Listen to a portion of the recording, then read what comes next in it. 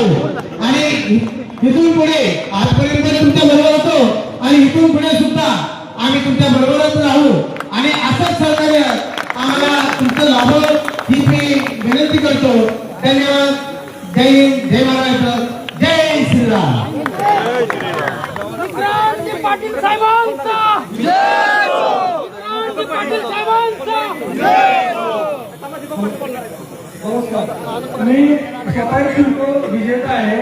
जेव्हा आम्ही दादांकडे प्रश्न घेऊन आलो, दादा असा आमच्या शिल्पाचा विषय आहे, दादा म्हणजे मला आधी बघू द्या, मी एक आमदार आणि जबाबदारी मी विधानसभेत किंवा विधिमंडळात मला बोलणार आहे, मी असाच तुमचा प्रश्न घेऊन जाऊ शकत नाही, मला त्याचा अभ्यास करू द्या.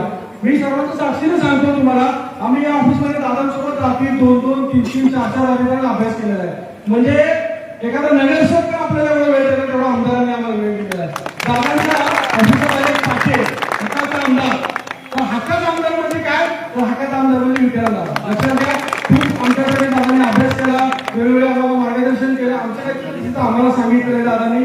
असा अभ्यासू नेतृत्व मिळणं फार म्हणजे आपलं भाग्य आहे असं मी तुम्हाला सांगतो. आणि निश्चितच दादांचा प्रयत्न यश आले. आम्ही सर्व दादांचे आभारी आहोत. त्याचबरोबर आपले मोठे साहेब बाळासाहेबांनी पण आम्हाला खूप म्हणजे मार्गदर्शन केलं, हे केलं सगळं. आम्ही सर्व शिल्पकार सगळ्यांच्या वतीने दादांच्या आणि मोठ्या साहेबांचे आभार मानतो. धन्यवाद. जय श्रीराम.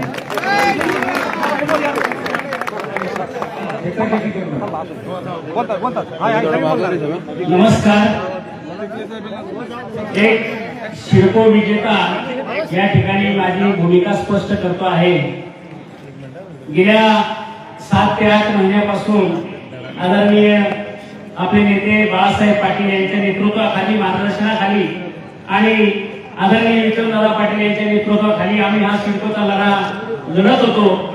आणि हा लढा लढत असताना शिल्पच्या ज्या काही चुका आहेत किंवा शिल्पने जे काही GR काढलेले आहेत त्या संदर्भातला दादांनी गेल्या 6 महिन्यामध्ये जो अभ्यास केला आणि थोडक्यात म्हणजे त्यांचेच दात त्यांच्या घशात घातले आणि अत्यंत सूक्ष्म पद्धतीने हा सगळा विषय त्या ठिकाणी मांडला. लक्षात ठेवा, आपल्याच सत्तेच्या विरोधात ज्यावेळेस एखादा आमदार लढतो त्यावेळेस ही सामान्य माणसासाठी फार मोठी गोष्ट आहे. आणि दादा, ही माझी पिढी नाही, माझी येणारी पिढी सुद्धा हा इतिहास कधी विसरणार नाही हे मी तुम्हाला या ठिकाणी ठामपणे सांगतो. आणि हा गोरगरिबांसाठी घेतलेला फार मोठा लढा, हा निर्णय या ठिकाणी यशस्वी ठरला. त्याबद्दल सर्व विजेत्यांच्या वतीने पुन्हा एकदा मी तुमचे या ठिकाणी हार्दिक हार्दिक आभार मानतो. धन्यवाद.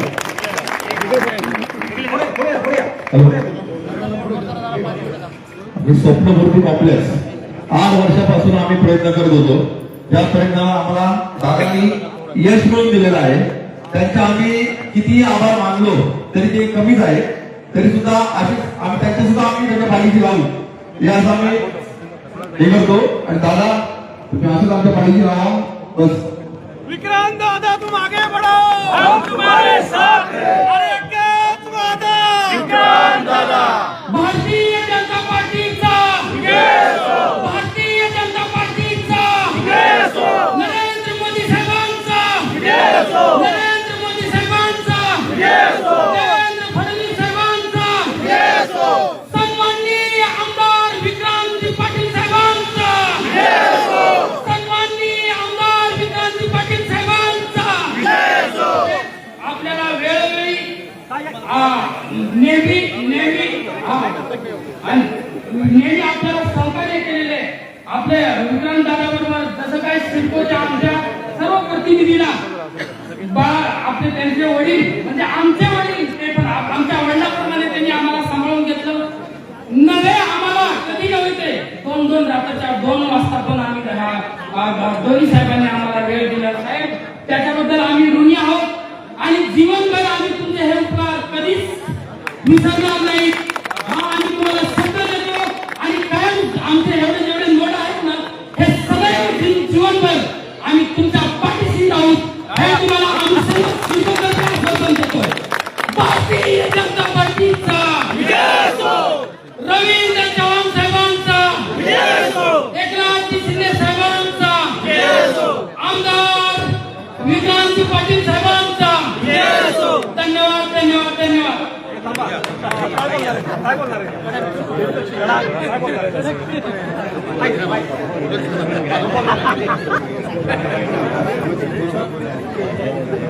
आदरणीय विक्रांतदादा पाटील, तुमचे खूप खूप आभार की तुम्ही आम्हाला इथपर्यंत सपोर्ट केला.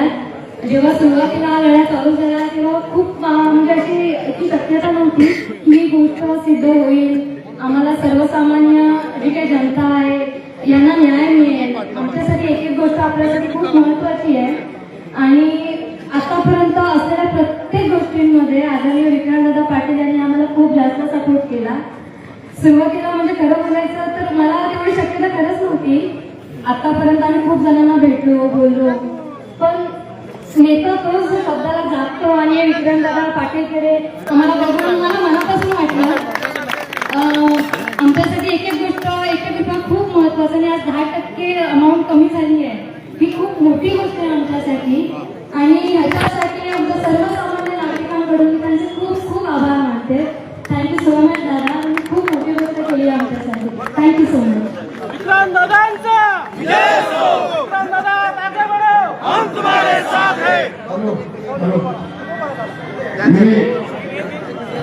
मी BMC कर्मचारी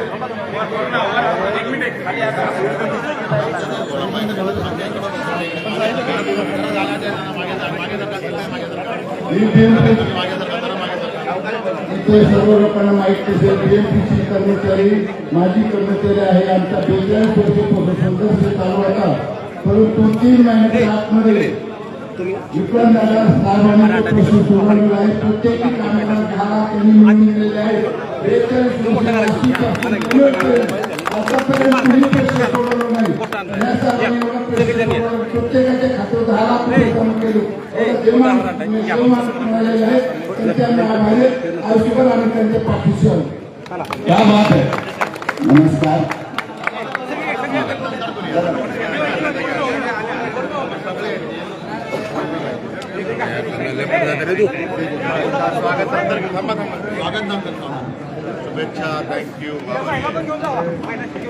नमस्कार, मी पनवेलमधला बहुतेक सोबतधारक आहे आणि आम्ही जेव्हा विक्रांतदादा पाटलांना भेटायला यायचो तेव्हा आम्हाला कधी 2-2 वाजता जेवणाचा विसर पडलेला असायचा.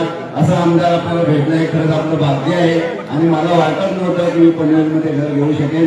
आता माझ्या आशा पालवलेल्या आहेत, तर मी सिडको धारकांच्या वतीने त्यांना खूप खूप धन्यवाद देतो आणि काकांना पण त्यांनी आम्हाला कधी बसवून ठेवून सगळी कामं करून घेत होते, त्यांचा पण मी खूप खूप धन्यवाद करतो. जय हिंद, जय भारत.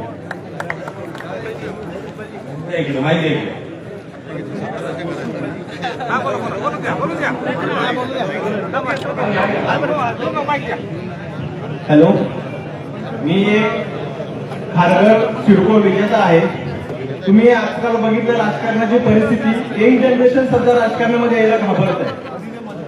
सत्य परिस्थिती आहे, पण या 10 महिन्यामध्ये बघितलं एकदम अचूक अभ्यास करून अधिवेशनमध्ये कसा विषय मांडायचा. एक प्रकारे साहेबांनी म्हटलं की इतिहास काळामध्ये छत्रपती शिवाजी महाराज जेव्हा मोहीम घेऊन यायचे आणि आपले मावळे सत्कार करायचे, त्याच प्रकारे साहेबांनी गनिमी कावाप्रमाणे जर तुम्ही बारकाईने जर विचार केला तर अधिवेशनमध्ये गनिमी कावाप्रमाणे तो विषय मांडून योग्य पद्धतीने तो जिंकलेला आहे. आणि आता एका मिनिटापूर्वी साहेबांनी बोललं की देव माणूस आहे, की देव माणसाची पदवी कुणी कोणाला देत नाही. तुम्ही जर विचार केला तर बारकाई पद्धतीने अभ्यास करून अधिवेशनमध्ये हा विषय मांडला आहे आणि 10% सर्व सामान्यांचे जे कमी केले त्याबद्दल सर्वांचे मी आभार व्यक्त करतो. आणि खारघरमध्ये EWS मी विजेता आहे. 48 लाख किंमत होती, त्याच्यामध्ये सायकलमुळे 10% किंमत झाली. 48 लाखाची किंमत 45 लाखाच्या खाली आली, त्याच्यामुळे जीएसटीचे पण 4% वाचले, एकूण 14% वाचले. 14% म्हणजे एकूण 6.5 लाख रुपये वाचले. 6.5 लाखाचं जर मी लोन घेतलं असतं तर ते 11 लाखावर गेलं असतं. ते कमी झाले ते फक्त साहेबांमुळे.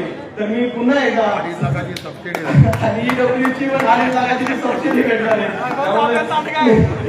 साहेबांचा अभ्यास दांडगा आहे. रात्री 2-2 वाजेपर्यंत साहेब इथे बसले.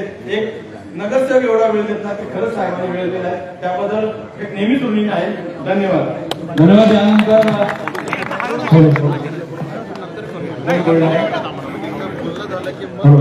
नमस्कार, मी प्रकाशचंद मानसरोवर रोडमधून. सर्वांचं सगळं बोलून झालं असेल तुम्ही काहीतरी येणारी जी किंमत असेल, पण पैसे भरून घेतल्यानंतर त्यांनी किंमत जाहीर केली आणि आम्हाला हार्ट अटॅक यायची वेळ झालेली होती.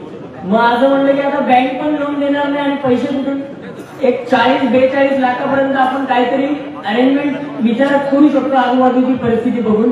पण 47 आणि त्याच्यावर टॅक्सेशन म्हणून 50च्या पुढे किंमत जात होती, 53 पर्यंत किंमत जात होती. तर त्यावेळेला असं वाटलं की आता हे सोडून द्यावं आणि 1.5 लाखाचे त्याच्यावर पॅनल्टी लागून आपले जे काय हातात पैसे येतील ते घेऊन बाजूला व्हावं, अशी परिस्थिती होती. आज 15 वर्ष झालं मी कामोठ्यामध्ये राहतो. इकडं मी मतदार आहे, रहिवासी आहे, सगळ्या गोष्टी जाणून आहे. विक्रांत साहेबांना मी मागच्या वर्षी पहिल्यांदा बघितलेलं कामोठ्यामध्ये जेव्हा क्रिकेट टुर्नामेंट होती तेव्हा ते अक्षरशः शेवटची मॅच बघून ट्रॉफी देऊन 4:45 वाजता पहाटे गेले. 11-11:30 वाजता साहेब आलेले. साहेबांनी शब्द दिला, मी शेवटची मॅच बघून ट्रॉफी देऊनच जाणार. साहेब 4:45 वाजता गेले. पहाटे 4:45 वाजता आणि मी तिथे होतो. तर म्हणजे तेव्हा कळालं की नाही, सर्वसामान्य क्रिकेटर जरी असेल किंवा खेळाडू असतील, तरुण असतील, त्यांच्यासाठी ते तिकडे रात्री अपरात्री उपस्थित आहेत त्यांना आधार देण्यासाठी. आणि नंतर कळालं विक्रांत साहेबांनी या सिडकोमध्ये लक्ष घातलेले, तेव्हा कुठेतरी आशा पल्लवी झाली की काहीतरी 20% रक्कम कमी होईल आणि आपल्या आवाक्यामध्ये हे घर येईल. म्हणून आम्ही अजून बँकेचे हप्ते पण भरले नव्हते, वाट बघत होतो. साहेबांनी मुद्दा उचलण्याचा त्यांनी पहिल्यांदा परिषदेमध्ये मुद्दा उचलला, तिथून जी ठिणगी पेटली ती काल ती पूर्णपणे त्यांनी आग लावून मोकळं करून टाकलं सरकारला. आणि सिडकोने स्वतःची शेपूट मागे टाकून त्यांच्यासमोर शरणागती पत्करून 10% आणि जसं कॅल्क्युलेशन केल्याप्रमाणे 14 ते 15% रिलॅक्सेशन आम्हाला मिळालं. जेणेकरून आमचे 5 ते 6 हजार रुपये महिन्याला वाचले लोनच्या स्वरूपात जर बघायला गेलं तर हा वर्षाचे 60 ते 70 हजार रुपये भविष्यातला पैसा वाचला आमचा पुढच्या 20-25 वर्षामधला. तो एक फायदा झालेला आहे. त्यासाठी मी ग्वाही देतो की विक्रांत साहेब, जेव्हा कधी तुम्ही आता विधान परिषदेमध्ये आहात, पण आम्हाला ह्या शिवाजी महाराजांच्या रायगडच्या राजधानीमध्ये आणि खास करून पनवेलला इतिहास आहे शिवाजी महाराजांपासून, तुमच्यासारखे आमदार खूप गरजेचे आहे. ते विधानसभेमध्ये असले पाहिजे.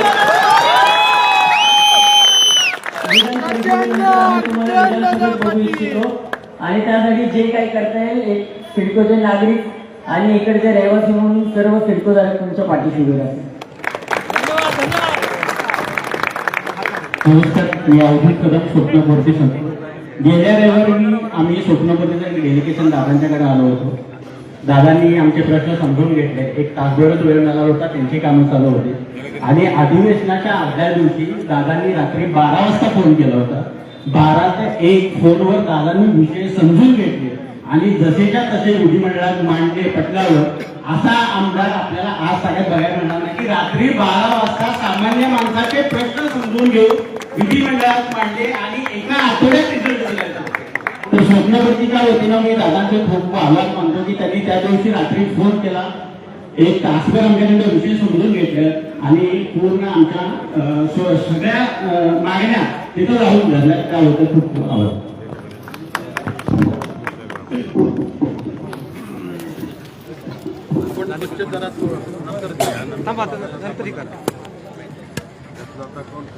जय इकडे. हा सगळं झाले ना. यानंतर मी आदरणीय बाळासाहेबांना विनंती बोलतील आहे. मी आमदार साहेबांना विनंती करेन की आपण या ठिकाणी समोरचा जनसमुदाय बघता त्यांच्या मनातल्या भावना ओळखून त्यांना संबोधित करावं. आज आपले सगळे परिवारातले सदस्य, आपण सगळ्यांनी ज्या पद्धतीनं हे स्वागत केलं, खरं तर माझं मन भारावून गेलेलं आहे. कारण अधिवेशन काळात जनतेचे प्रश्न मांडावे, त्यांच्या डोळ्यातले अश्रू पुसण्यासाठी आपण काम करावं, हे काही कोणावर उपकार म्हणून मी करत नव्हतो. ही माझी प्राथमिकता आहे, हे माझं कर्तव्य आहे. ज्यांच्या सदिच्छांमुळे मी आमदार आहे त्यांचे अश्रू पुसण्यासाठी काम करणं हे माझं कर्तव्य आहे. त्या भावनेतून मी त्या ठिकाणी काम करत होतो. आणि त्यामुळे प्रश्न मांडला, यश मिळालं आणि त्यानंतर आल्यानंतर आपण असं काही स्वागत कराल हे काही माझ्या ध्यानीमनी नव्हते.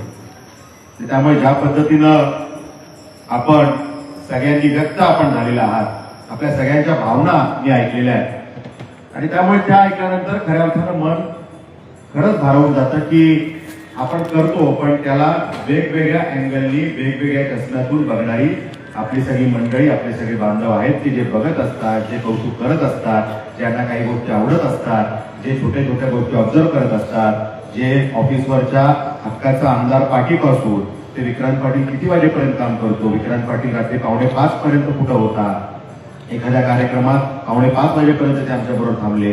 एवढ्या छोट्या गोष्टी हे आम्ही तेव्हा करून जातो, पण हे कुणीतरी बघत असतं, ते कुठेतरी रजिस्टर होत असतं, कोणाच्या तरी मनामध्ये त्या माध्यमातून घर होत असतं.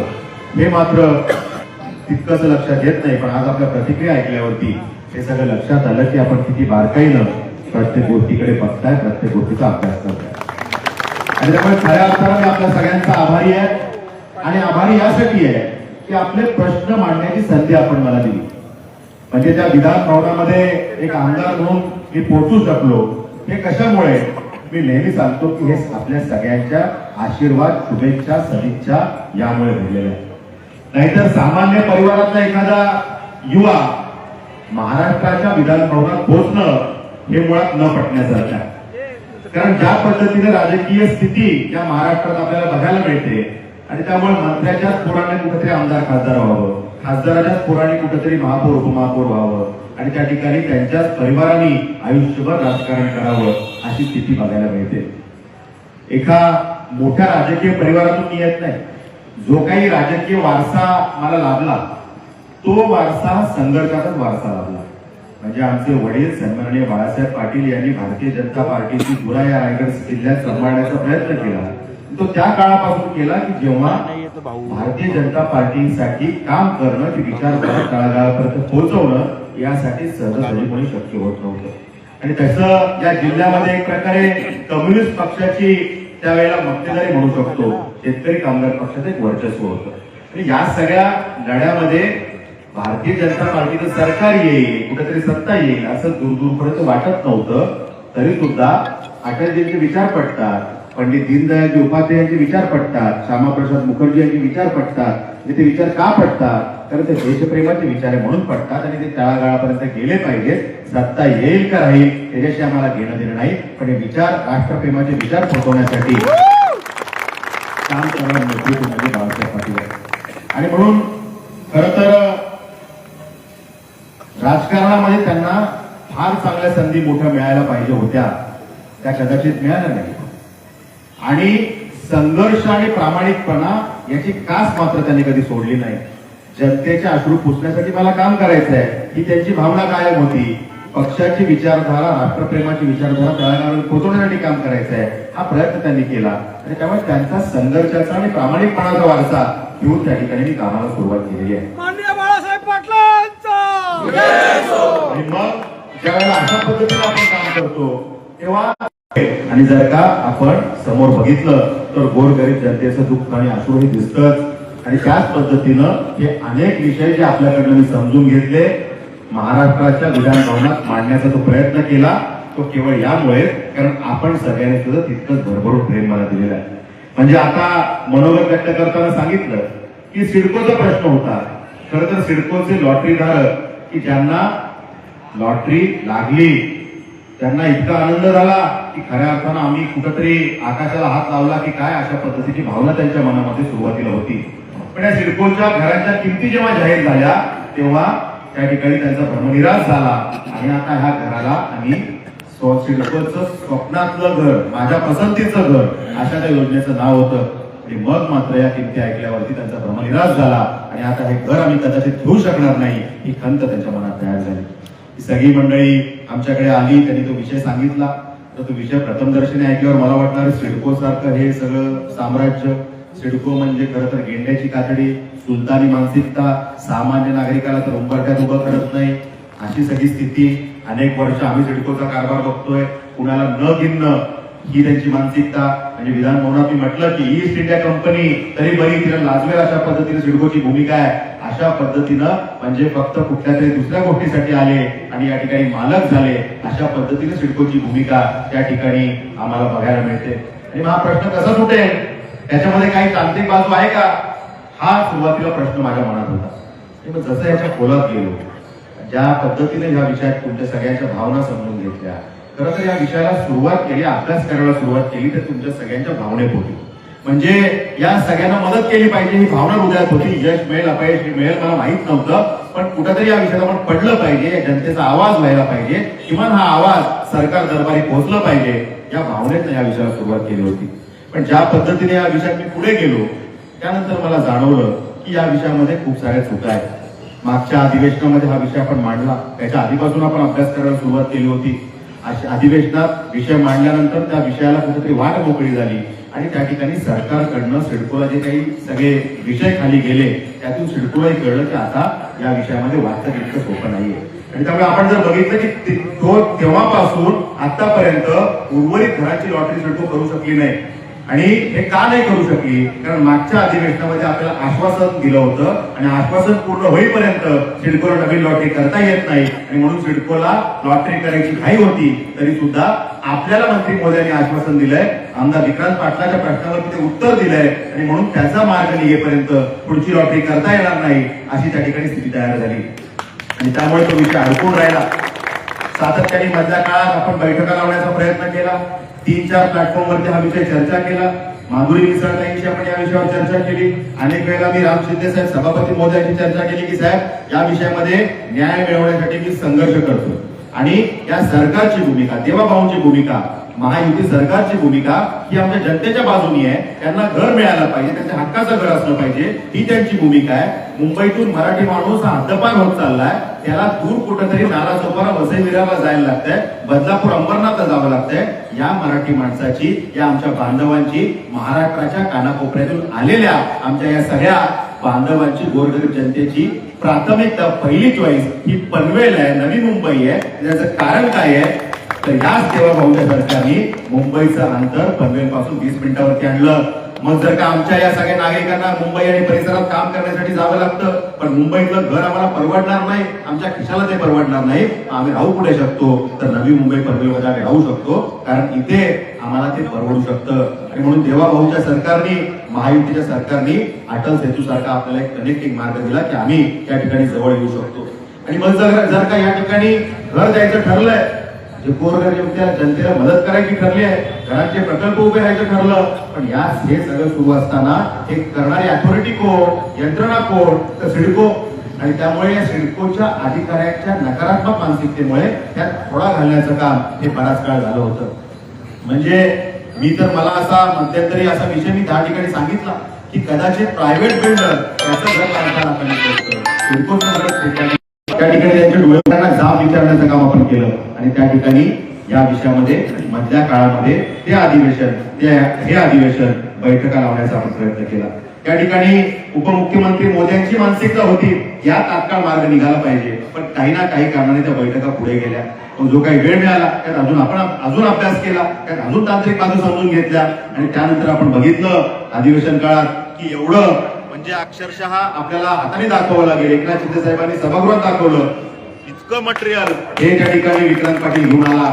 आणि मग जेव्हा मला जाणवलं की आता अधिवेशनामध्ये मी हा विषय तर मांडेन, पण या विषयामध्ये मला संघर्ष केल्याशिवाय न्याय मिळणार नाही. म्हणून अधिवेशनात आपण बघितलं की त्या ठिकाणी सिडकोच्या अधिकाऱ्यांची नकारात्मक मानसिकता या विषयामध्ये विधान भवनामध्ये एंट्री करतानाच आपण निदर्शनं केली आणि त्याच्यामध्ये एक वेगळा मेसेज हा प्रशासनाला गेला. आता विक्रांत पाटील ऐकणार नाही ही भूमिका त्या ठिकाणी तयार झाली. मग तातडीनं या सगळ्या अधिकाऱ्यांना नागपूरला बोलवून घेतलं गेलं.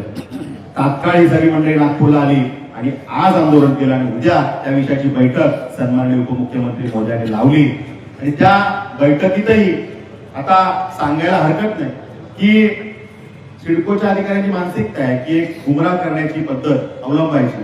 त्यामुळे त्यांनी बैठकीच्या आधी काही मिसब्रीड की नाही साहेब आपण किमती बरोबर ठेवल्या आहेत, कमी करण्यात काही अर्थ नाही, परवडणाऱ्या किमती आहे, त्या भागाचा रेट एवढा आहे, त्या ठिकाणी रेडिरेक्टर रेट एवढा आहे, अशा पद्धतीचं एक ब्रीफिंग करून बैठकीला ते आले. त्यामुळे कदाचित अशी स्थिती होती 10 मिनिटात बैठक गुंडाळायची, पण त्या ठिकाणी बैठकीत गेल्यानंतर त्या लाल कापडामध्ये आपण बघितलं जे काही कागदपत्र आपण जमा केली सगळ्या अधिकाऱ्यांच्या समोर 10 अधिकाऱ्यांच्या समोर 10 सेट आणि उपमुख्यमंत्री महोदयांसमोर 1 सेट अख्खा ठेवला. ते म्हणजे काय आहे म्हणलं साहेब हे आपल्या सगळ्यांच्या कृपेमुळे मला मिळाली संधी आहे. म्हणजे काय आहे म्हणलं साहेब 5 वेळा बैठका पोस्टपोन झाल्या, मला काही काम नव्हतं म्हणून हा एवढा अभ्यास करून मी तुमच्याकडे घेऊन आलो. उपमुख्यमंत्री महोदय हसले आणि म्हटले की सांगा आता कसं करायचं. त्याच्यामध्ये आपण जेव्हा ब्रीफिंगला सुरुवात केली पहिले म्हटलं अधिकाऱ्यांनी सांगावं यांची भूमिका काय आहे. अधिकाऱ्यांनी नेहमीप्रमाणे नकारात्मक भूमिका ठेवली की नाही आपण किमती बरोबर ठेवल्या, त्या कमी करण्याची आवश्यकता नाहीये कारण त्या भागाचा सगळा डेव्हलपमेंट होते आणि त्या भागामध्ये इतकी काही किमती कमी करण्याची आवश्यकता नाहीये. त्यामध्ये मी उपमुख्यमंत्री महोदयांना सांगितलं की साहेब या किमतीत आपल्याला कमी कराव्या लागतील आणि ते भावनिक आधारावर कमी करायची गरज नाहीये. म्हणजे आपल्याला गोरगरीब जनतेची चिंता आहेच, ती आपण करूच. आपण अनेक लोक उपयोगी निर्णय घेताच, भावनिक आधारावर आपण कदाचित निर्णय घ्यालही, पण मला हा निर्णय भावनिक आधारावर नको आहे. या सिडकोच्या अधिकाऱ्यांनी जी बदमाशी केली ना त्या बदमाशीचं चित्र उघडं पाडून त्या माध्यमातून आपल्याला निर्णय करून घ्यायचा आहे. आणि मग एक विषय आपण मांडला की त्यात आपण सांगितलं की कशा पद्धतीनं ईडब्ल्यूएसच्या आणि LIGच्या घरांसाठी जमिनीची किंमत ही तुम्ही घरांच्या किमतीमध्ये पकडता कामा नये. जमीन ही तुम्ही मोफत पकडली पाहिजे कारण सिडकोकडे स्वतःची जमीन आहे. प्रायव्हेट बिल्डरला जर का स्वतःची जमीन विकत घेऊन बिल्डिंग बांधायला परवडते, घर विकायला परवडतं, तर सिडकोला का परवडत नाही हा प्रश्न मी विचारला. पण त्यांनी सांगितलं की नाही साहेब आपण किंमत पकडली पण कमी पकडली. म्हणजे कमी नाही जास्त नाही, जर का तुमच्या बोर्ड रेझोल्युशन मध्ये 2015 लिहिलंय की किंमत पकडणार नाही, तुम्ही लिहिलं आम्ही नाही लिहिलं, तुम्ही लिहिलंय तर माझी किंमत का पकडली, किंमत तुम्ही पकडता कामा नये. हा एक विषय. दुसरा विषय जर का या विषयामध्ये प्रधानमंत्री आवास योजनेची घर आहे त्याच्यामध्ये तुम्ही सिडकोच्या माध्यमातून DPR सबमिट केला वरती दिल्लीला, त्यामध्ये तुम्ही लिहिलंय की या घरांच्या किमती 30-40 लाखाच्या आसपास मर्यादित ठेवू, त्याच्यापेक्षा वाढू देणार नाही. जर का वाढल्या तर त्याचा भुर्दंड सिडको सहन करेल. मग हे विषय जेव्हा मांडले तेव्हा त्याच्यामध्ये त्यांनाही परत गडबड झाली. कुठे लिहिलंय त्यांना दाखवलंय, तुम्हीच लिहिलंय, तुम्हीच केंद्राला पाठवलंय, हे तुमच्या बोर्ड रेझोल्युशन मध्ये लिहिलंय. सगळे अधिकारी गडबडले आणि त्यामध्ये मग उपमुख्यमंत्री महोदयांनी ताशेरे नाराजी व्यक्त केली. सिडको अधिकाऱ्यांना सांगितलं की तुम्ही काय करताय, एक आमदार जर का तुमच्याच कागदपत्रावर अभ्यास करून आणतो आणि तुम्हालाच दाखवतो ते शरमनाक आहे. तुम्ही तात्काळ या विषयात परत काम करा, या घरांच्या किमतीत परत कशा कमी होऊ शकते याच्यावरती कामकाज करू, तात्काळ माझ्याकडे या. हे विषय त्या ठिकाणी आपण त्यांना सांगितले. त्या ठिकाणी सिडकोनी ह्या घर बांधताना स्वतःचेच पैसे म्हणजे कोणाचे पैसे, जनतेचे पैसे सिडकोकडे असले ते वापरून घर बांधली. पण त्याच्यावरती 2 वर्ष जर का या प्रोजेक्टला लागणार असेल तर त्याच्यावरती स्वतःच्याच पैशावरती व्याज आकारण्याचं काम केलं आणि ते सगळे पैसे घराच्या किमतीत जोड केले. हे सगळे विषय त्याच्यामध्ये होते.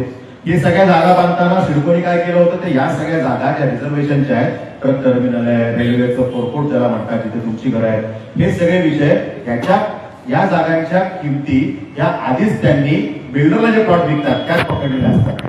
बिल्डरला प्लॉट विकताना टेंडर प्लॉट मध्ये तुम्ही जर पकडले तर परत त्या घरावरती तुम्ही काय रेट चार्ज करता हे सगळं सांगितल्यानंतर सिडकोच्या अधिकारी धाबे एक प्रकारे जाणले आणि त्यामुळे त्यांना कळलं की आता ह्याच्यातून काही पळवाट नाही, सगळेजण एकमेकांच्या चेहऱ्याकडे बघतायत.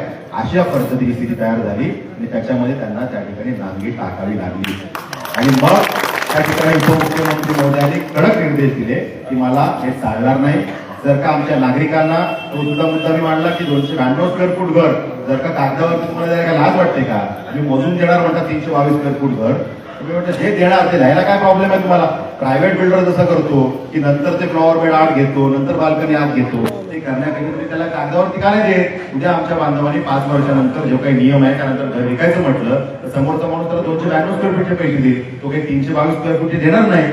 ते पण त्या मुख्यमंत्री महोदयांना आवडलं आणि त्याच्यामध्ये त्यांनी सांगितलं की हे चालणार नाही, त्यात तात्काळ सुधारणा आपण केल्या पाहिजे.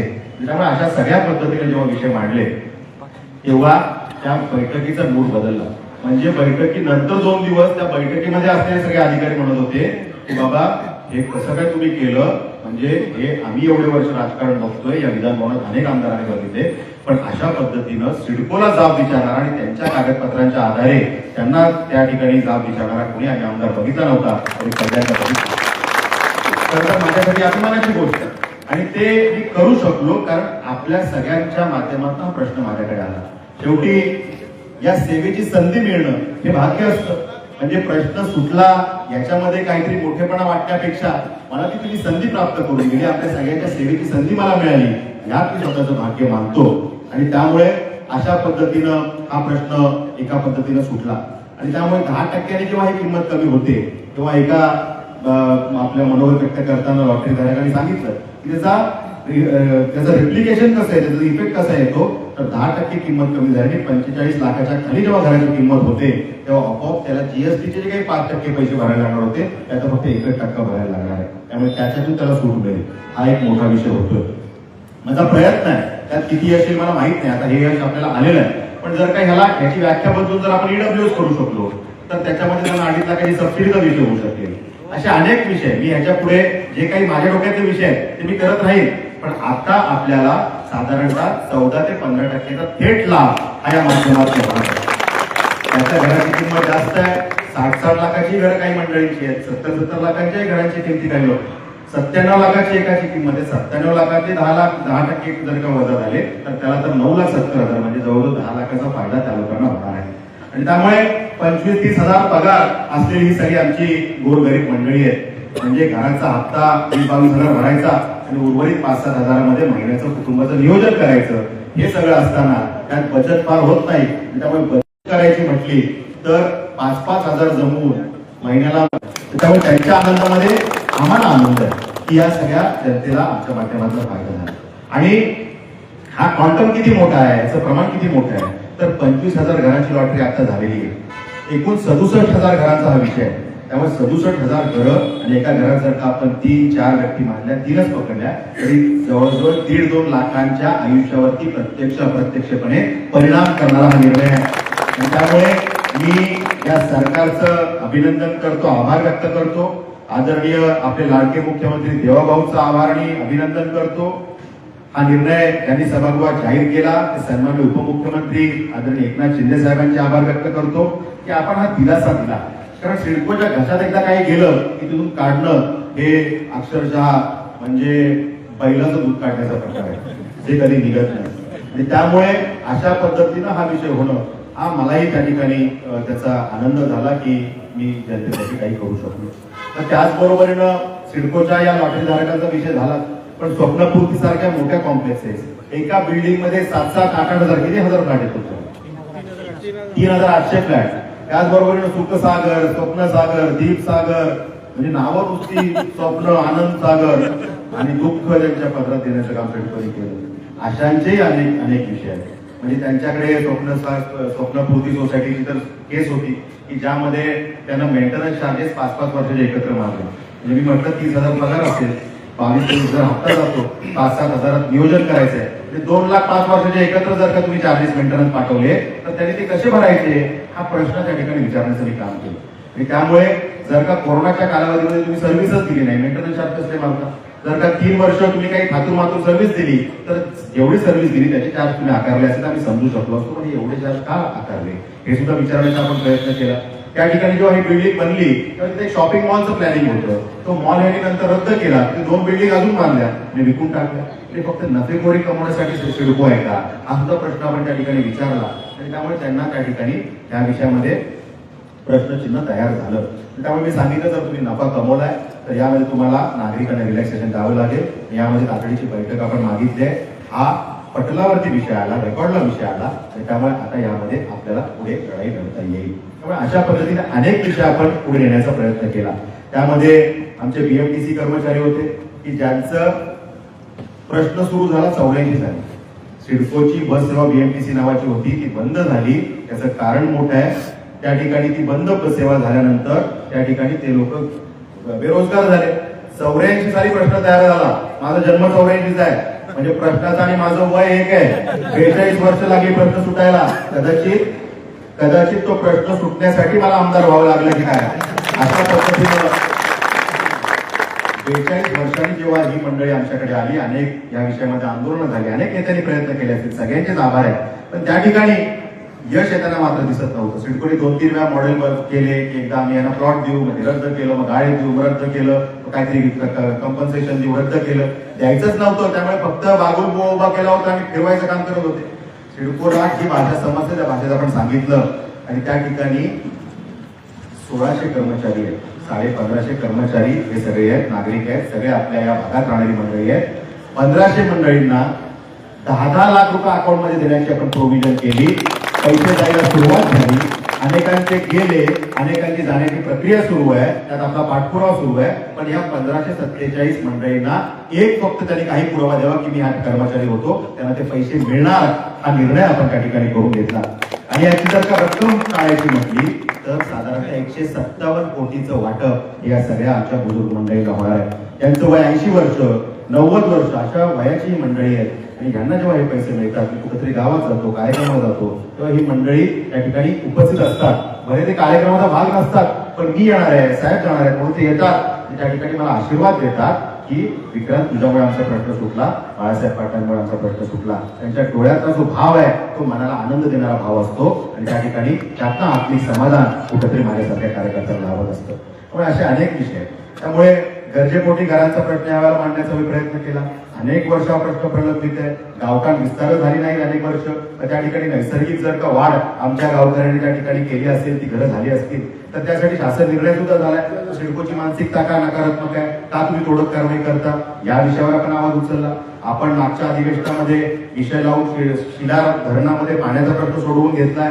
त्या माध्यमातून आता पनवेलला हक्काचं पाणी मिळणार आहे, पण त्याला 5-7 वर्ष लागतील. आता 30 MLD पाण्याची तूट आहे, ती कशी भागवणार? तर नावाशेवा टप्पा 3 जो होतोय त्याची का संत गती आहे, ती वाढवली पाहिजे, तो विषय आपण मांडलेला आहे. या भागामध्ये अनेक जमिनी अशा आहेत ज्या आमच्या ग्रामस्थांच्या जमिनी आहेत. त्या जमिनीवर सिडकोने शिक्के मारून ठेवले.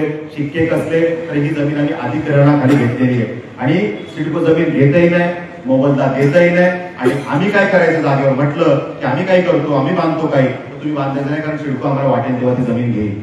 अरे तुम्ही कुठली मोबाईल लावली? आम्ही सांगितलं की एक ही जमीन तुम्ही घ्या, त्याचा योग्य मोबदला द्या, नसेल त्या जमिनी मोकळे करा, तुम्ही शिक्के काढून टाका. या जमिनी आमच्या ग्रामस्थांना मोकळ्या करून दिल्या पाहिजे, त्यांच्या आयुष्याचा मार्ग तुम्ही मोकळा करून दिला पाहिजे. अशा अनेक प्रकारचे प्रश्न त्यात मांडण्याचा आपण प्रयत्न केला. अनेक कामगार वर्ग या भागात राहतो, त्यांना एक स्वतःचं कामगार हॉस्पिटल असलं पाहिजे, ही भूमिका त्या ठिकाणी आपण मांडलेली आहे. आणि त्यामुळे तळोजामध्ये असं एखादं हॉस्पिटल व्हावं, हा प्रश्न आपण मांडला. त्या सगळ्या भागाची इन्फ्रास्ट्रक्चर डेव्हलपमेंट होणं गरजेचं आहे. म्हणजे आता एअरपोर्ट आलं, नैनासारखा प्रोजेक्ट आला, तर ह्या भागाचा विकास खूप गुणाकाराने होणार आहे, गैरजेरी नाही होणार. 2+2=4 होणार नाही, आता गुणाकार होईल आणि इतकी संख्या वाढेल की रस्ते अपुरे पडतील, ट्रॅफिकची समस्या आता तयार व्हायला लागली. यासाठी तुम्ही काय मार्ग काढताय? त्यांना आपण सुचवलं की तुम्ही त्याचा पाम बीच रोड आहे त्याचं एक्सटेन्शन पुढे करा आणि या मुंबई सायन हायवेला, सायन पनवेल हायवेला पॅरलल आम्हाला कोस्टल रोड एक द्या आणि कोस्टल रोडच्या माध्यमातून आम्हाला कनेक्टिव्हिटी द्या. पनवेल पर्यंत, नवीन पनवेल पर्यंत कोस्टल रोड आम्हाला आणून द्या. आम्हाला मेट्रोचं जाळं तयार करून द्या. आता पेंदर पासून तुम्ही फक्त बेलापूर पर्यंत मेट्रो आहे, ती आम्हाला MIDC मार्गे पनवेल पर्यंत, खांदेश्वर पर्यंत ती मेट्रो आली पाहिजे, जेणेकरून आम्हाला मेट्रोचं एक इंटरनल जाळं तयार झालं पाहिजे. अशा अनेक प्रकारच्या मागण्या या सभागृहात मांडण्याचा आपण प्रयत्न केलेला आहे. खारफुटी जमिनी आहे, त्याच्यावरती अतिक्रमण होताना दिसतात.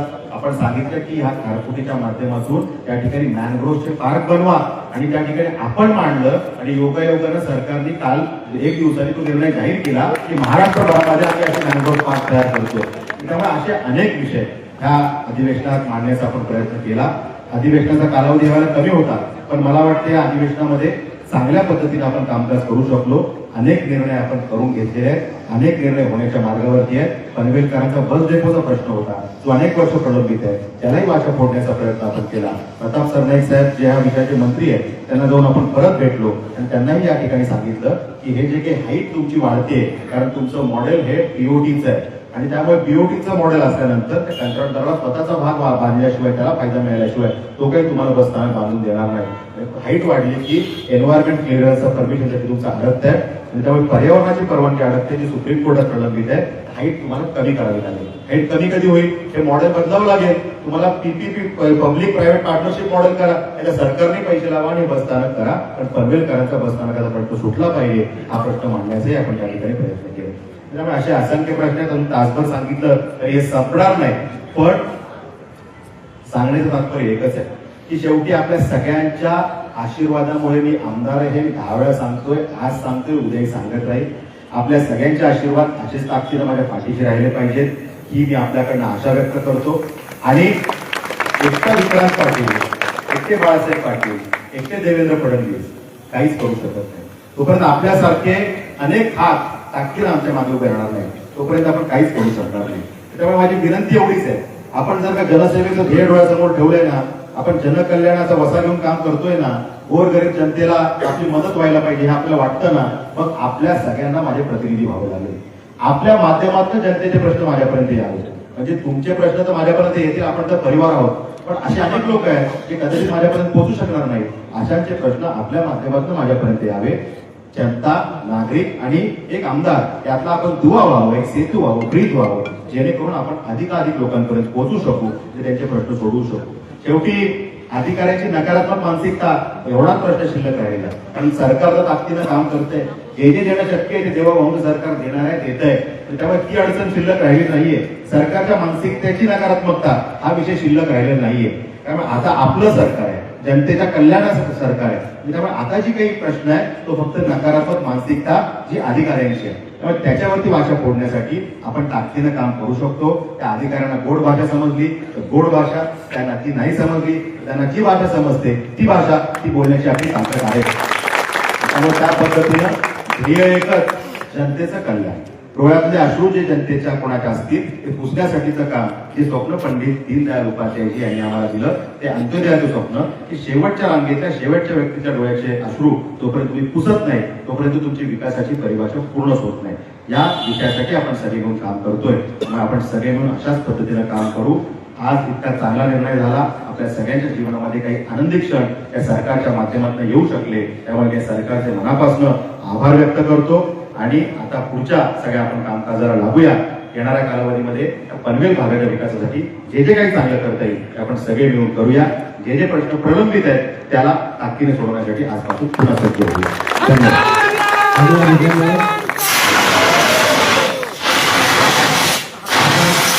आपल्या पाण्यामुळे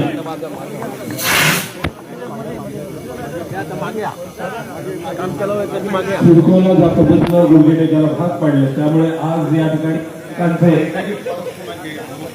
अनेकांच्या डोळ्यातले अश्रू पुसण्याचे काम आपण केलं आणि त्यामुळे विशेषतः भगिनी वर्ग या ठिकाणी आपलं अभिनंदन करण्यासाठी उपस्थित आहे. त्यांचा आशीर्वाद आपण घ्यावे. दरम्यान एक महत्वाची सूचना आहे, पर्स कोणाची आहे हरवलेली, वॉलेट त्यांचं आहे, त्यांनी ओळख कुठून घेऊन जाईल, ओळख पटून घेऊन जाईल.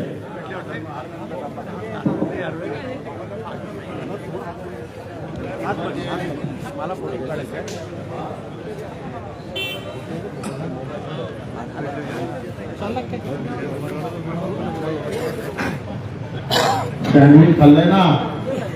हा, आम्ही किती वाजता जेवत होतो बघितलंय ना? किती वाजता?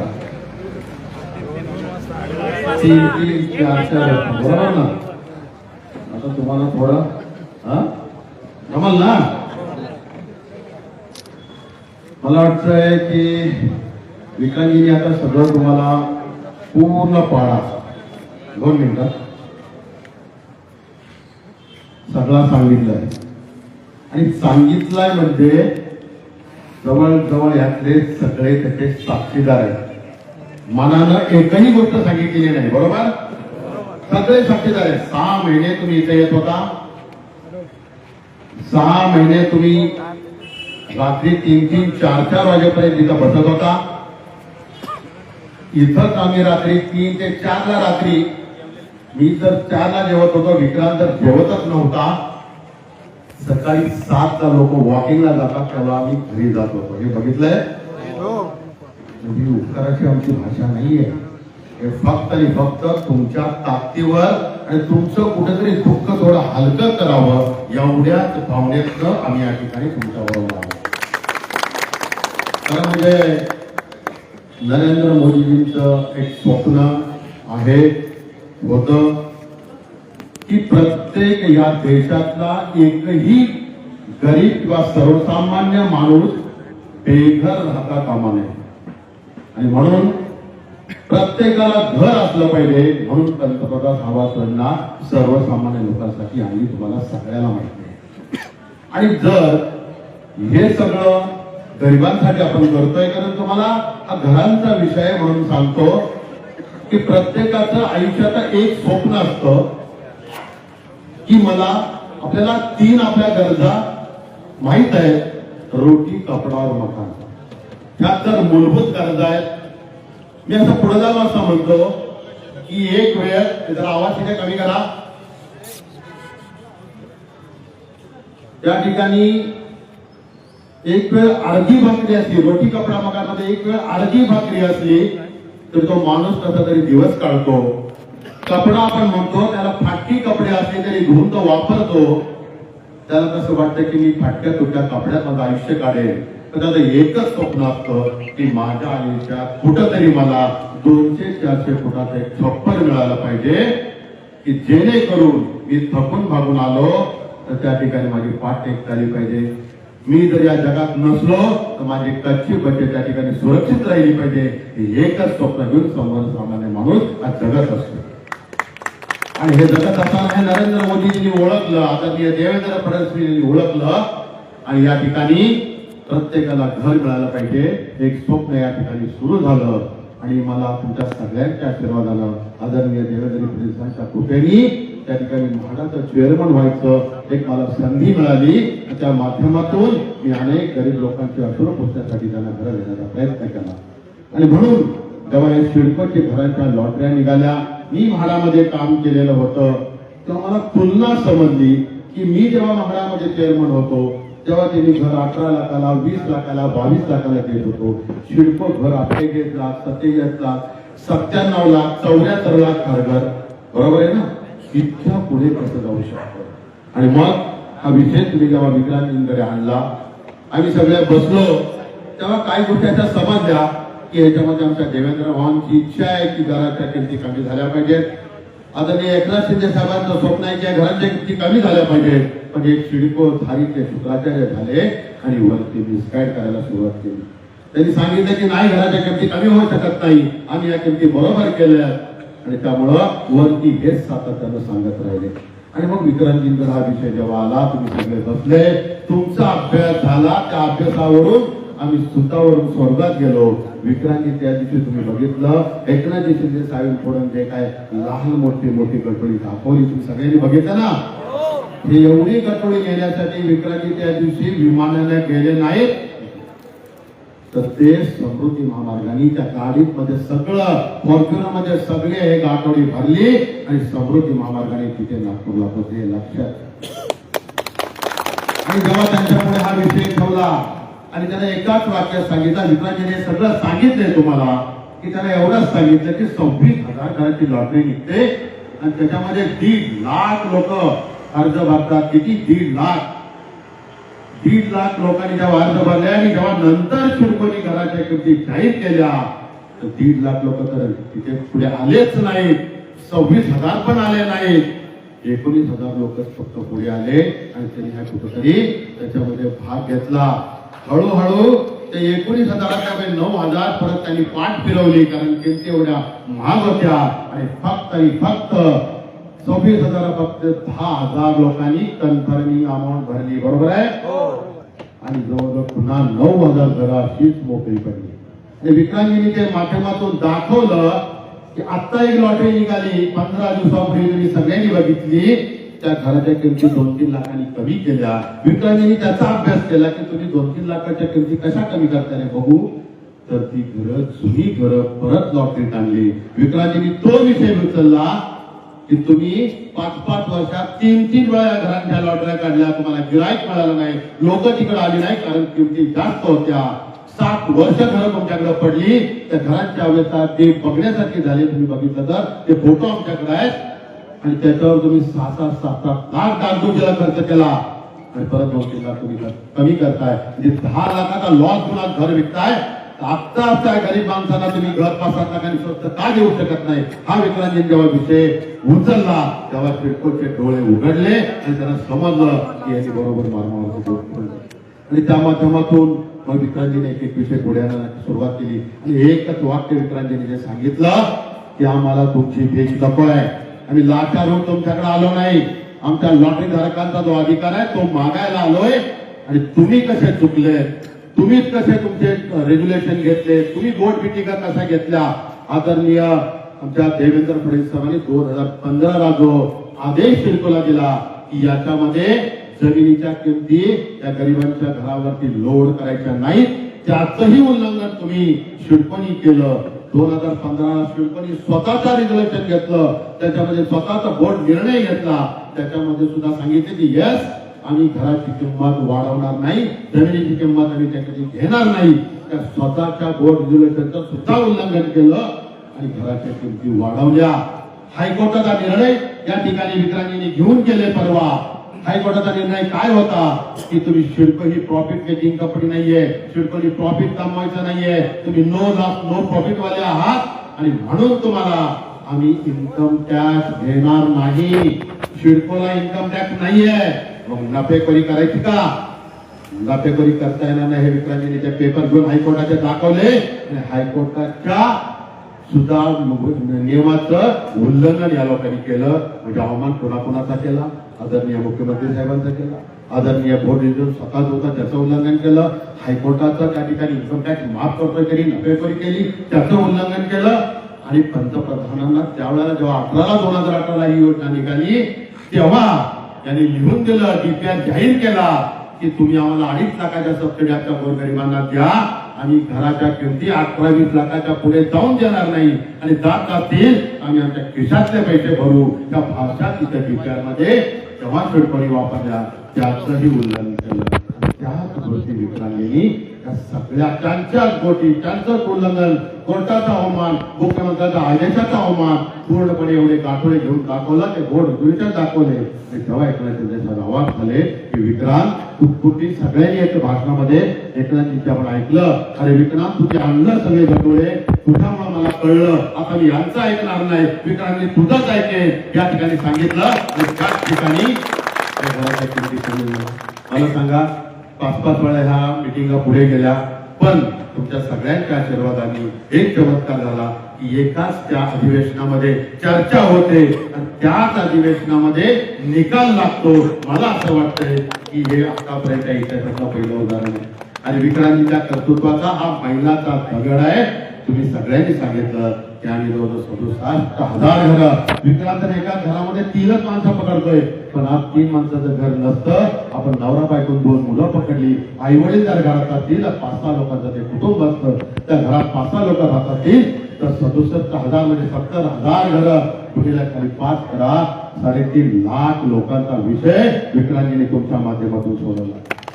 अशा प्रकारे आम्ही लिस्ट काढली की कुठं कुठं किती घर आहेत. मग खारघर टँगोटच्या लोकांनी सांगितलं माझ्याकडे 1700 घर आहेत. इथे खारघर नोड आहे, कळंबोली नोड आहे, खांदेश्वर नोड आहे, बामणडोंगरी नोड आहे, या ठिकाणी तळोदा नोड आहे, नावडाफाटा नोड आहे, पनवेल नोड आहे. इतक्या नोड मध्ये 67 वाशी आहे, त्याच्यामध्ये ऐरोली आहे, घनसोली आहे. त्या सगळ्या लोकांच्या घरांची संख्या आत्ताच्या 67,000 आहे. अजून लाखो घरं गरिबांसाठी काढायची आहेत. या 67,000 घराच्या 3.5 लाख लोकांना याचा फायदा होतोय. याचं किती सात्विक समाधान मला वाटतंय हे कोणी सांगू शकणार नाही. आणि खऱ्या अर्थानं विक्रांतींनी हे जे काम केलं ते मला त्यांनी सांगितलं की आम्ही किती आकाशाला हात लावायला गेलो तरी पायी आमच्या जमिनीवरती असतील. तुमचे आशीर्वाद या ठिकाणी आमच्या बरोबर असले पाहिजे आणि हे झारीचे चुकाचे आहे ही लढाई. मग एक वाक्य वापरलं की सरकार आमचं आहे तरी सुद्धा आम्ही लढतोय, कारण आमचे देवेंद्र भाऊ, आमचे एकनाथ शिंदे, आमचे अजित दादा हे सरकारमधली माणसं, हे असा कुठं अन्याय होत असेल, एखादी संस्था गडबड करत असेल तरी सुद्धा सांगते आमचा आमदार असला तरी तू लढ, आमच्या निदर्शनाला आण, त्या ठिकाणी आम्ही कमी करायचा प्रयत्न करू. आणि अशा पद्धतीनं इतकं मोठं काम आपल्या ह्यांच्या माध्यमातून झालं. मग अशी विलास गरजे साहेब समोर आहे, मला जास्त वेळ आपला घ्यायचा नाही, पण तुमच्या आशीर्वादानं, तुमच्या ताकदीनं, तुम्ही आणलेल्या मटेरियलवरती, तुम्ही सुचवलेल्या कामावरती आम्ही काय करू शकतो. विलास गरजेंनी या ठिकाणी तुम्ही सांगितलं की 41 वर्ष आम्ही लढतोय. 84चा लढा, बीएमटीसी गाड्या, याच्या अनेक जुनी माणसं असतील त्यांनी त्या गाड्या बघितल्या होत्या. हिरव्या गाड्या सिडकोच्या होत्या, त्याला ड्रायव्हर एकच होता, तोच कंडक्टर होता, तोच तिकीट काढायचा आणि ड्रायव्हर कंडक्टर वेगळे नव्हते, तो ड्रायव्हरच कंडक्टर असायचा. अनेक लोकांनी तेव्हा त्या गाड्या बघितल्या. 84च्या आंदोलनामध्ये त्या गाड्या त्यांनी बंद केल्या. तेव्हा वसंतदादा पाटील मुख्यमंत्री होते आणि जवळजवळ हे आपले सगळे लोक जवळजवळ 1687 लोकांना घरी बसावं लागलं. ते म्हणाले आमचा दोष काय, 41 वर्ष लढले, अनेक लोकांनी विक्रांत बोलला तसं अनेक लोकांनी, अनेक पुढाऱ्यांनी त्याच्यामध्ये भाग घेतला, वाचा फोडण्याचा प्रयत्न केला, पण आम्हाला काहीतरी कॉम्पन्सेशन द्या, आमची ग्रॅच्युटी तरी द्या, आमचं काहीतरी इतक्या वर्ष आम्ही रस्त्यावर आलो, आमचं वय 80 वर्ष आहे, माझ्याकडे जेव्हा ही सगळी लोक आमच्याकडे येतात तेव्हा त्यांना बीपीच्या गोळ्या घ्यायला लागतात, त्यांना डायबिटीच्या गोळ्या घेतात, तरी 3-3 तास येते बसतात. वाईट वाटतं गोळ्यात पाणी येतं की अशी लोक 30% लोक ह्याची एक्सपायर झालेली आहेत, त्यांचे वारस इथे येत आहेत. आणि एक वर्षाला कारकीर्द की गेंड्याची कातडी शिडकोची थोडं लाजा वाटत नाही तुम्हाला की ह्याचे पैसे अडकून ठेवले, आधी गाळा देतो बोलले, पुन्हा प्लॉट देतो बोलले, काहीच दिलं नाही. आणि विलाजी गेंड्या तुम्ही साक्षीदार आहात. त्या ठिकाणी आपण या 16 ते 87 लोकांचा विषय मिटून 10 लोकांचे चेक द्यायला आरटीजीएस करायला सुरुवात केली. हे विक्रांतीचा दुसरा नोकरी आहे. सगळं सांगितलं नाही. नैनाचे विषय मला सांगा, 13 वर्ष 2013 नैना आली, आज 2025 झालं. इथे बघतायत मागे हसतायत सगळेजण. नैनाचे मंडळी फास घ्यायची वेळ आली होती यांच्या लोकांच्या की 12 वर्षामध्ये नैनानी एक विधवर सुद्धा कुठलं काम केलं नाही. शेतकऱ्यांना तिथं अडकून ठेवलं. शेतकऱ्यांना स्वतःला 60-40 काही जमिनीचं वाटप करायचं ते केलं नाही. त्यांना घरं बांधून दिली नाही, स्वतः बांधली नाही, एक रस्ता बांधला नाही. 13 वर्ष एक पिढी बरबाद केली असतात शेतकऱ्यांच्या डोळ्यात पाणी आलं. काही लोकांनी, गरीब शेतकऱ्यांनी कुठेतरी 2 पैसे कर्जाने घेऊन ते कुठेतरी बिल्डर लॉबी बरोबर तिथे एकत्र येऊन बिल्डिंग बांधायचा प्रयत्न केला. त्या बिल्डिंगचा रजिस्ट्रेशन नाही सांगितलं, आमची परवानगी घेतली नाही, आम्ही बिल्डिंग बांधून देणार नाही. अनेक लोकांना फाशी घ्यायची वेळ आली. लाखो लोक त्याच्यामध्ये अडकले आणि त्या लोकांना रजिस्ट्रेशन त्यांचं बंद केलं. अरे आता पुन्हा तुम्हाला सांगतो, तुमचा आशीर्वाद, त्यांची ताकद आणि नैना त्यांची सगळी मंडळी, बरोबर आहे ना, त्या सगळ्यांच्या मंडळी ताकदीवरती नैनाच्या घराचा रजिस्ट्रेशन आता चालू झालंय. लोकांच्या त्या डोळ्यामध्ये किती आनंदाचे आसुरे येतात त्याचा मला समाधान वाटते. आपल्या पनवेलचा विषय एकच मिनिटात मी संपवतो. हा पनवेलचा विषय, लाखो लोक राहतात नवीन पनवेलला. सेक्टर 1 ते 11 त्या ठिकाणी बंगले होते. त्याच्यानंतर त्या बंगल्याच्या 2 पार्ट एकत्र केले. काही लोकांनी त्याच्यावरती बिल्डिंग बांधल्या. त्या बिल्डिंग बांधताना शिडकोनी त्यांना एनओसी दिली की बांधा. आणि त्या प्रत्येक ठिकाणी बंगलो प्लॉट बिल्डिंग झाल्या आणि त्या प्रत्येक बिल्डिंग मध्ये 16 फ्लॅट झाले, 14 फ्लॅट झाले. आणि इतके फ्लॅट, लाखो लोकांची वस्ती झाली. त्या बिल्डिंग आता जुन्या झाल्या. म्हणून रिडेव्हलपमेंट आहे सिडकोकडे गेले तर सिडको तुगलं की निघणारे सिडको काय म्हणते की आता तुम्ही बिल्डिंग काढा, पुन्हा बांधले. अरे किती नालायकपणाचे विषय होते, तो विषय विक्रांतकडे आला. मला अभिमान वाटतो की अशा गोष्टीमध्ये लक्ष घातलं. उदय सामंतांनी उत्तर दिलं आणि पुन्हा सिडकोनी रिडेव्हलपमेंटला या ठिकाणी परवानगी दिली. हे मोठं यश मिळालं. त्या लाखो लोकांचा त्या ठिकाणी आशीर्वाद विक्रांतच्या मागे उभा राहिला. त्यातून तुम्हाला माहितीये एवढं करताना सिडकोनी गेला तर टांग उपर हळू त्यांनी असं केलं की प्रत्येक प्लॉट मागे 60 लाखाचं ट्रान्सफर टॅक्स लावले. लोक पुन्हा आली, साहेब रस्ता तर ओपन झाला, बिल्डिंग तर बांधायला परवानगी आहे, पण आम्हाला या ठिकाणी 60 लाख मागतात. आमच्या एका 16 लोकांना प्रत्येकी 5-5 लाख, 6-6 लाख. विक्रांतने पुन्हा तो विषय घेतला. तुम्हाला येत्या आठवड्यात दुसरी आनंदाची बातमी मिळेल की 1 रुपया घेऊन त्या सगळ्यांच्या रिडेव्हलपमेंट परत चालू होती. तोही विषय विक्रांतने कधीच केला. त्यामुळं विषय प्रचंड आहेत. कितीतरी विषय आपण घेतले. आता त्यांनी 5-5 विषय या ठिकाणी सांगितलं. ESIचा हॉस्पिटलचा विषय या ठिकाणी सांगितलं की या ठिकाणी इतकं मोठं जर विमानतळ येतं, इतकी मोठी प्रगती होते आणि जगाच्या नकाशा होते पनवेल येत असेल तर आमचा हा जो मराठी माणूस आहे, हा गरीब माणूस आहे, सर्वसामान्य माणूस, हा लाचार नाहीये. तो मुंबईतच राहिला पाहिजे, नवी मुंबईतच राहिला पाहिजे. तो कुठेतरी बदलापूर, त्या ठिकाणी वांगणी, कर्जत, हे पुन्हा गावाकडे गेला नाही पाहिजे. एवढं स्वप्न करून काढले चालले. हा महिलाचा दगड त्यांच्या कर्तृत्वाचा तुमच्या आशीर्वाद नाही. असा तुमचा आशीर्वाद सातत्याने विक्रांतच्या मागे राहू द्या, एवढीच अपेक्षा व्यक्त करतो आणि थांबतो. जय हिंद.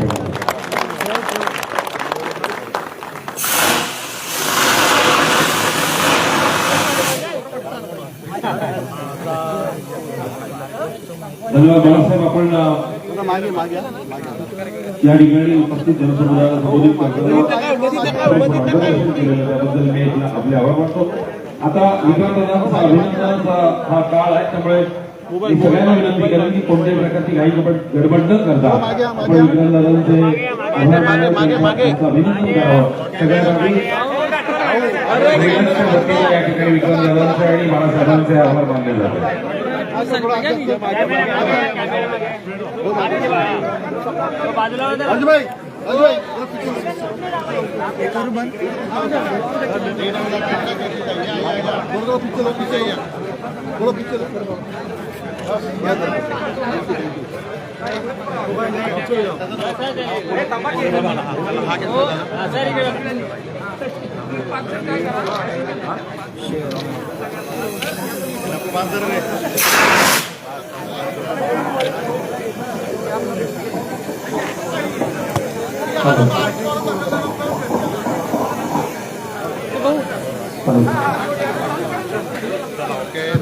थँक्यू, शुभेच्छा.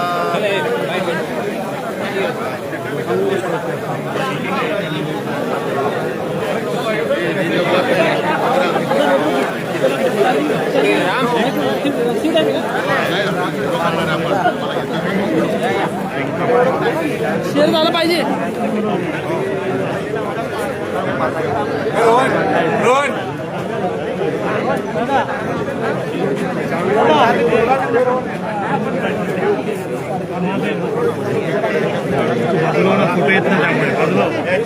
साधायला पाहिजे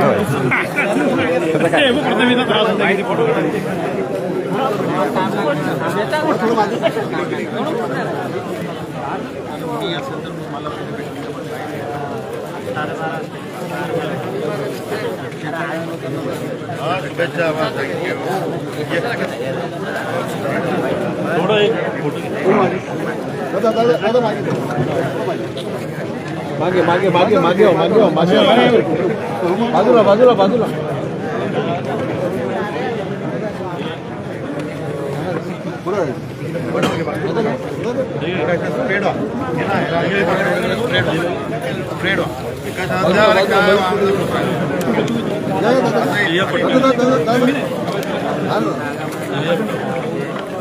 समोर समोर सगळे जरा प्लीज.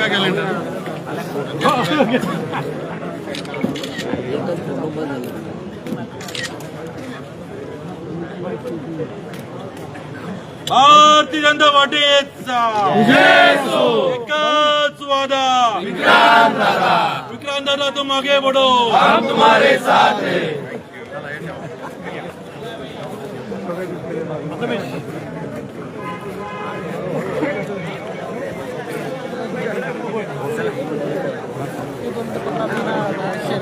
एक मिनिट इकडे, 2 मिनिटं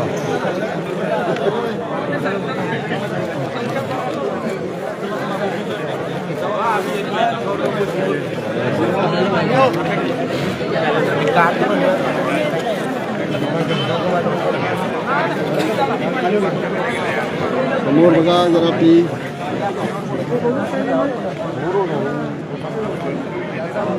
समोर समोर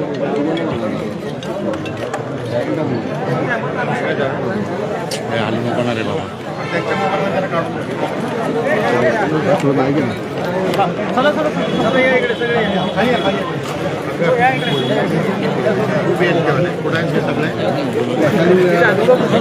थोडं मागे या जरा, मागे या जरा.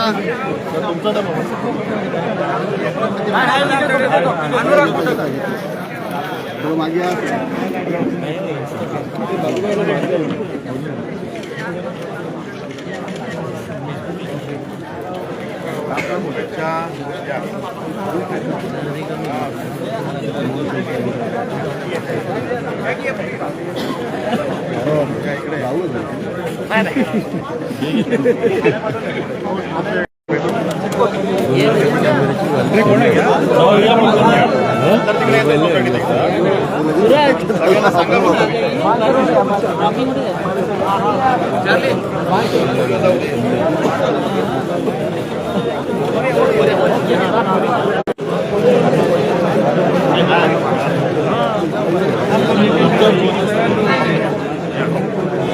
थोडं क्रॉस करा सगळे जरा.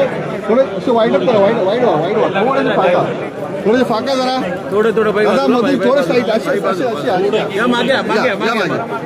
सगळे समोर बघा. रेडे. थोडे मागे सरकले ते सगळे.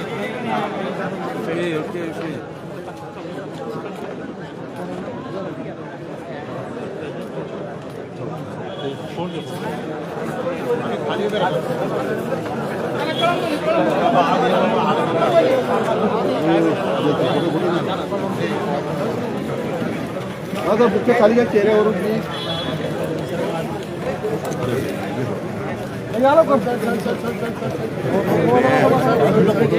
थांबा 2 मिनिट दादा चालले नाही दादा इथे थांबा सावकाश खाली उतरले फक्त आणि बाजूला या सगळे साईडला या फोटो काढणार बाजूला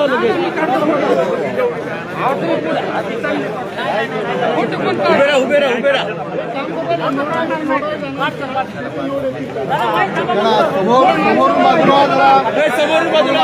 समोरून बाजूला व्हा.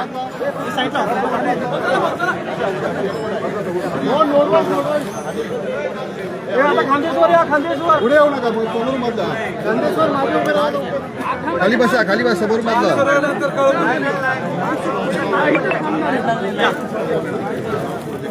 दादा मागे बाजूला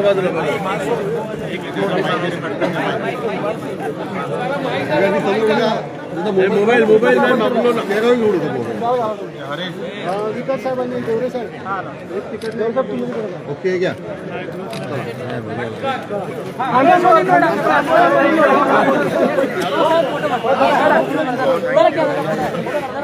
मी बाजूला या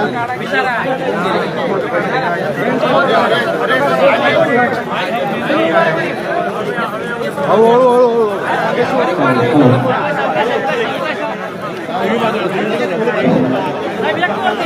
थोडं पाकाला जरा असे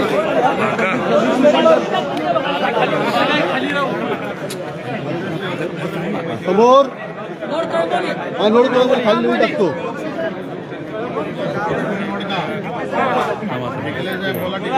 भारतीय जनता पार्टीचा भारतीय जनता पार्टीचा नरेंद्र मोदी साहेबांचा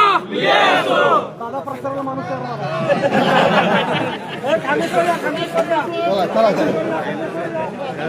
कळंबोली नोड्या आलं ना खांदेश्वर या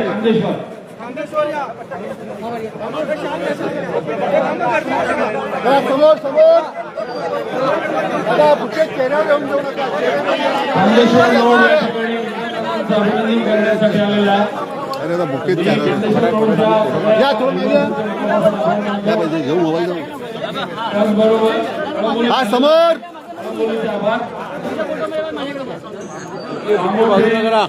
ऐका तुम्ही हा समोर रेडे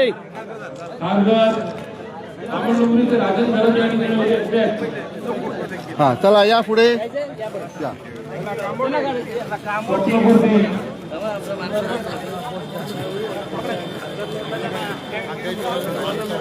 खांदेश्वर मानसरोवर गावडे पनवेल मला रात्री लागतो घरी काम विक्रांतदादांच्या माध्यमातून झालेलं आहे. त्यामुळे आज विक्रांतदादांवर कौतुकाचा वर्षाव होतोय.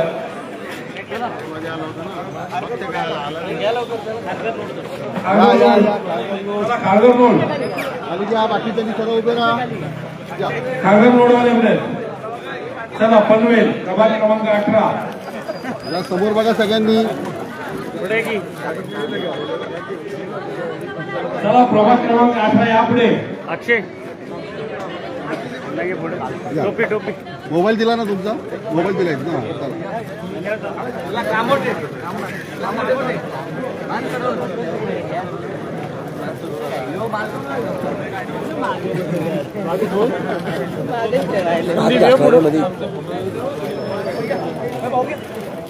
या चला सध्या स्टेजवर मानसरोवरचे रहिवासी विक्रांतदादांचं अभिनंदन करतायत. संदीप म्हात्रे आणि त्यांचे सहकारी या ठिकाणी विक्रांतदादांचं आणि बाळासाहेबांचं अभिनंदन करतायत. विशाल बोबडे प्रभाग क्रमांक 18 बघा मधून बाजूला समोर सगळे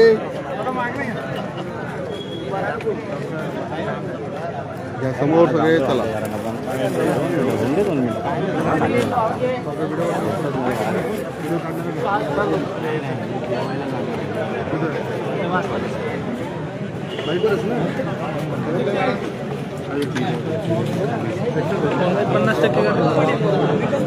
विकास पाटील वामदेवचे या ठिकाणी आलेले आहेत.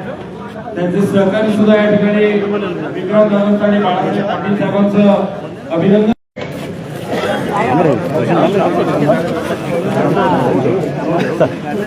चला प्रभाग क्रमांक 18 फायनली स्टेजवर आलेले आहे.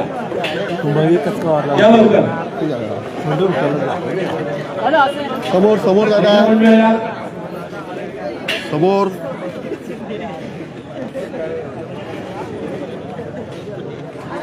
धन्यवाद. फोटो घेतला. मागचे मंडळी जरा खाली उतरा. आता महिलांना वरती स्टेजवर येऊ द्या.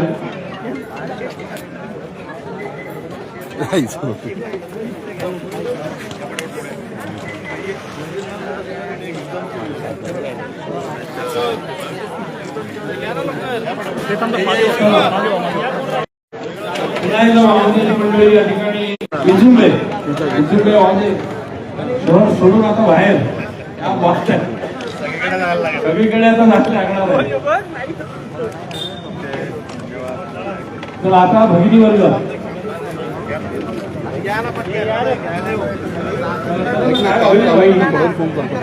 आणि मागचे जरा या ना खाली. इथे बसलात तरी चालेल. खालीचे बसलात तरी चालेल. ह्याच्यावर बसता ना व्यवस्थित. हा हा हा हा असे खाली बसा.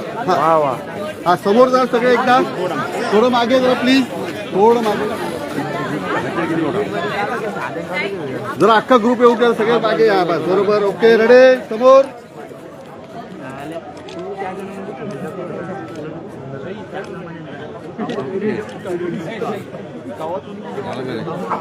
Thank you.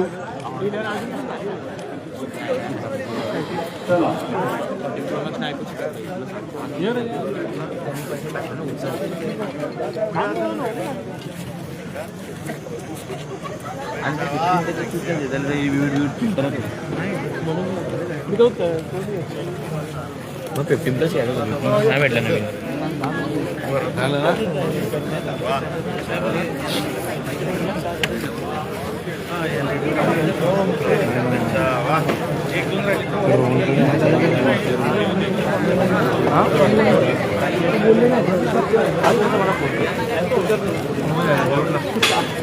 Side side side side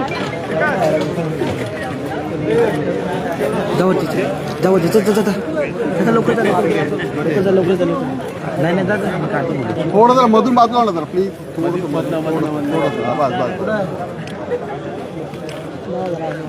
okay या.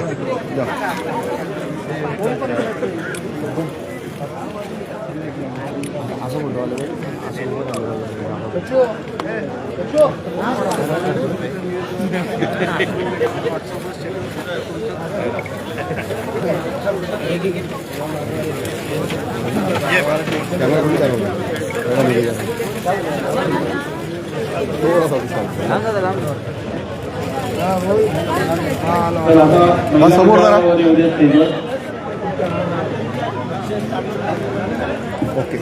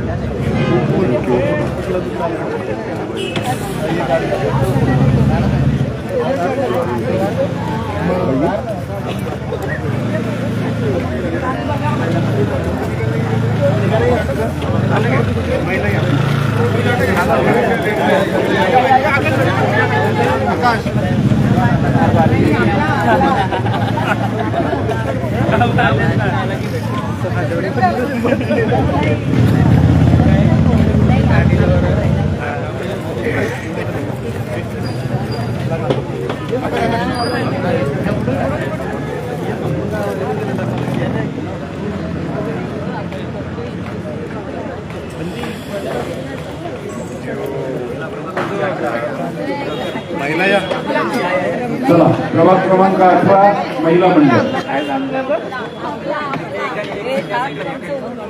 या या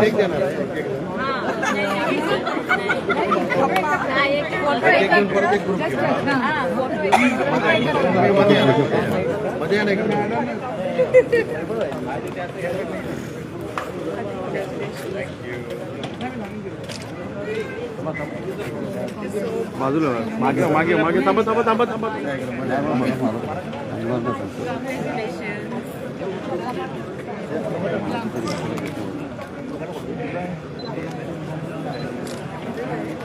ओके या या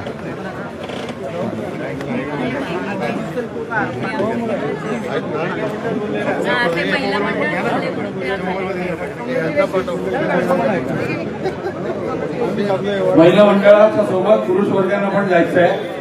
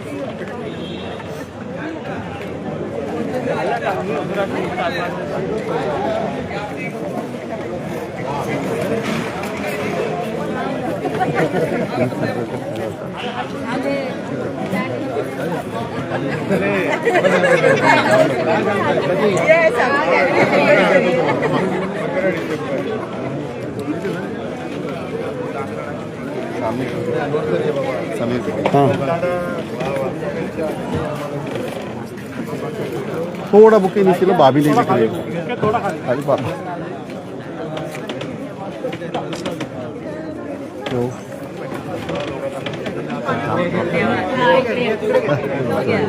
आ रही बात क्या बोल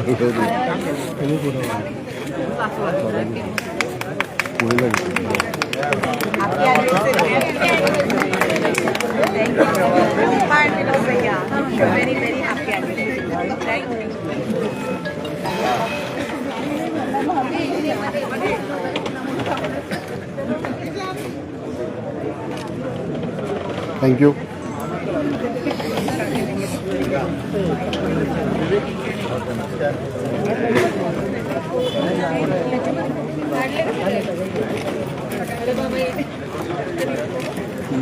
सिन्हा जी एक सब फोटो क्रॉस आएंगे सामने देखो जरा जब उधर देखेंगे पहला मोबाइल है आपके पास देख रहे हैं ऊपर जाते हुए आपके पास देख रहे हैं हमारी इधर देख ही नहीं रहे राजू भाई नजदीक जरा हाँ बस राजू भाई यहाँ पे विवेक चव्हाण स्टेजकडे या. साऊंड सिस्टमकडे या. विवेक चव्हाण.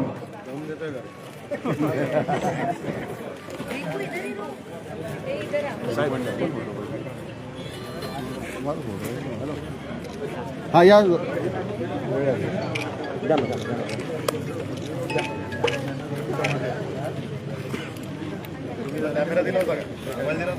हो आहे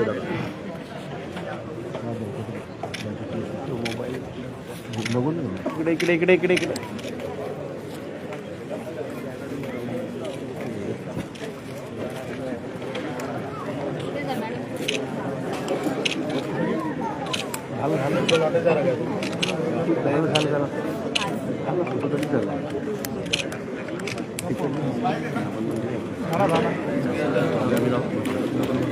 हाँ बैटरी चेंज करो हाँ ओके हाँ शूट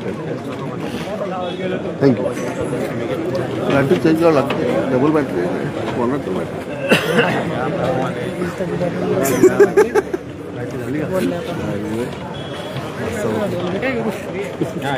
समोर दादा धन्यवाद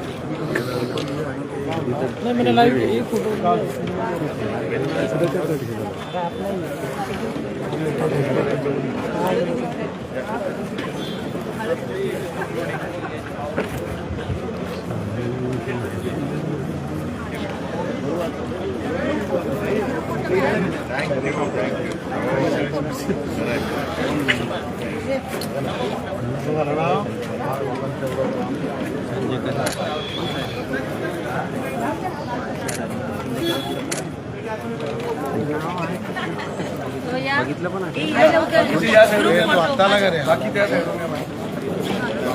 नाही नाही नाही नाही केव्हा 10 वाजता झालं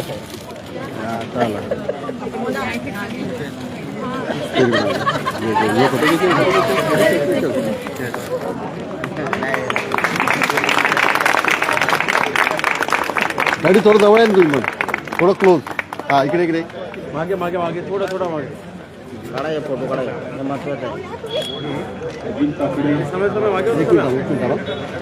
वेट इकडे सर्वांनी डन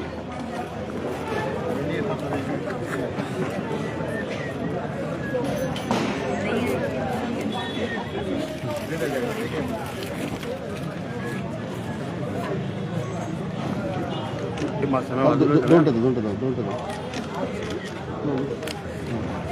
okay cool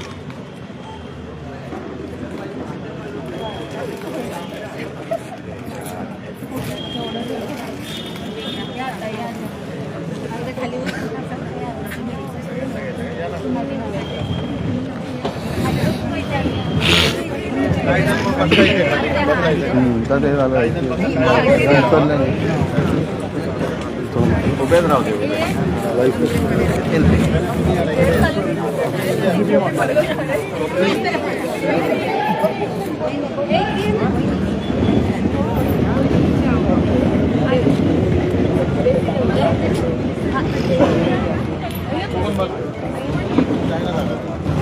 भाभी थोडं इथे या ना थोडं या साईडला ना दादा थोडं या ना इकडे या हा मग सगळे उभे राहतील व्यवस्थित हां ओके समोर बरं ओके रेडी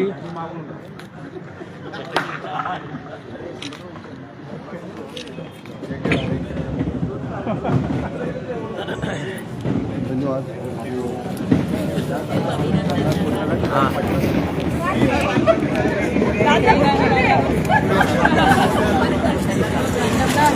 तीन दिवस मोडलेच नाही म्हणून आलो